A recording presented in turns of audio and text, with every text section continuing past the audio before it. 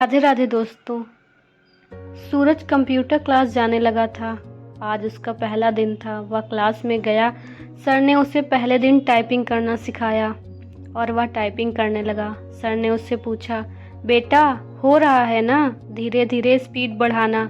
जी sir, सूरज ने जवाब देते हुए कहा। आज क्लास का दूसरा दिन है। सूरज से सर ने कहा, थोड़ी देर टाइपिंग करो, फिर कुछ नया बताऊंगा।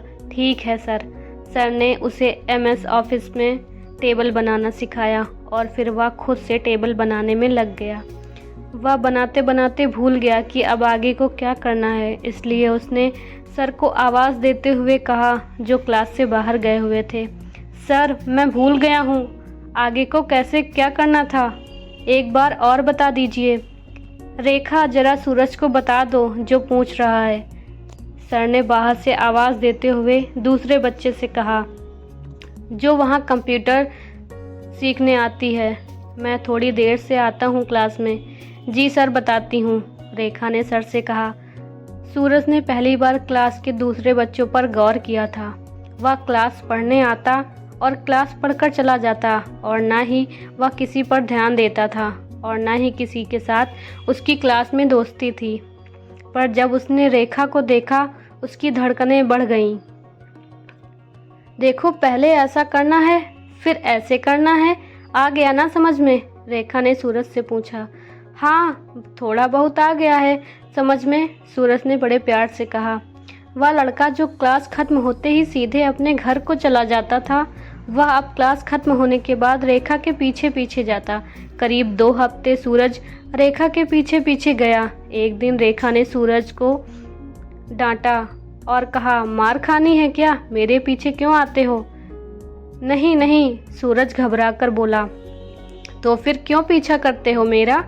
प्यार हो गया है तुमसे। जब भी तुमको देखता हूँ तो मेरी धड़कनें अपने आप ही बढ़ जाती हैं। क्या तुम मेरा प्यार बनोगी? मैंने कभी किसी लड़के से ऐसे बात नहीं करी है। तो तुम्हें क्या लगता है मैं रोज ऐसे ही बहुत सी लड़कियों का पीछा करता हूँ? मैंने भी पहली बार किसी लड़की से ऐसे बात करी है।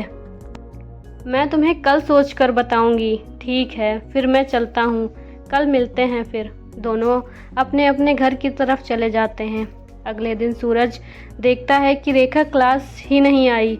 सूरज का मन उदास हो जाता है। क्लास खत्म होने के बाद सूरज बाहर आता है तो देखता है कि रेखा रोड के किनारे खड़ी है। सूरज दौड़ लगाकर उसके पास जाता है और पूछता है, तो क्या सोचा तुमने? हाँ, रेखा ने जवाब दिया। तो चले फिर? कहाँ?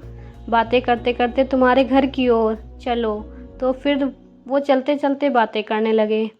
तो तुम अल्मोड़ा की रहने वाली हो? सूरज ने पूछा। नहीं, बागेश्वर की, रेखा ने जवाब दिया। तो यहाँ किराए में रहती हो? हाँ हाँ। कौन कौन? मैं और मेरी छोटी बहन। अच्छा, और छोटी बहन क्या करती है? वो BSc कर रही है। और तुम कहाँ के रहने वाले हो? रेखा ने पूछा।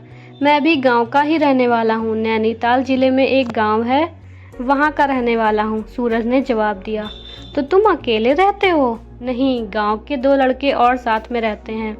ठीक है, अब तुम जाओ, मेरा घर आने वाला है। अगर मकान मालकिन ने देख लिया तो गलत समझेंगे।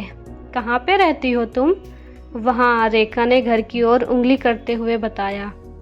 इस तरह दोनों के बीच बातें हुई, प्यार बढ़ा और 6 महीने बीत गए। दोनों की कंप्यूटर क्लास भी पूरी हो चुकी थी।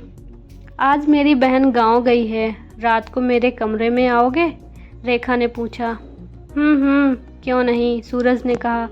ऐसा वैसा मत समझो, मुझे अकेले डर लगता है, इसलिए कह रही हूँ। तो अपने दोस्तों को बुला लो। नहीं, मुझे तुम्हारे साथ वक्त बिताना है। ठीक है, मैं आ जाऊँगा।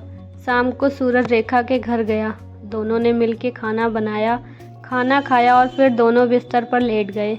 एक दूसरे का हाथ थाम के एक दूसरे को देखने लगे, बातें करने लगे। मेरा CDS का कॉल लेटर आ गया है, अगले महीने देहरादून जाना है, सूरज ने कहा। और तुमने मुझे अभी तक नहीं बताया था, रेखा ने कहा। दोनों ने सुबह होने तक बातें करी और फिर सो गए। रेखा अपने गांव चली गई थी, सूरज भी अपने गांव चला गया था। दोनों फ़ोन में एक दूसरे से बातें करते। मेरी तबीयत खराब है, रेखा ने कहा। क्या हुआ? सूरज ने पूछा। पी लिया, ज़्यादा बिगड़ गया है। उन दोनों के बीच बहुत देर तक बातें हुई। एक दिन सूरज ने रेखा को बहुत देर फ़ोन किया पर रेखा ने फ़ोन नहीं उठाया। शाम को रेखा का फ़ोन आया पर फ़ोन पे रेखा की छोटी बहन बोली और उसने कहा दी अब नहीं रही और फ़ोन कट गया। सूरज ये सुनकर बेहोश होकर ज़मीन में गिर गया।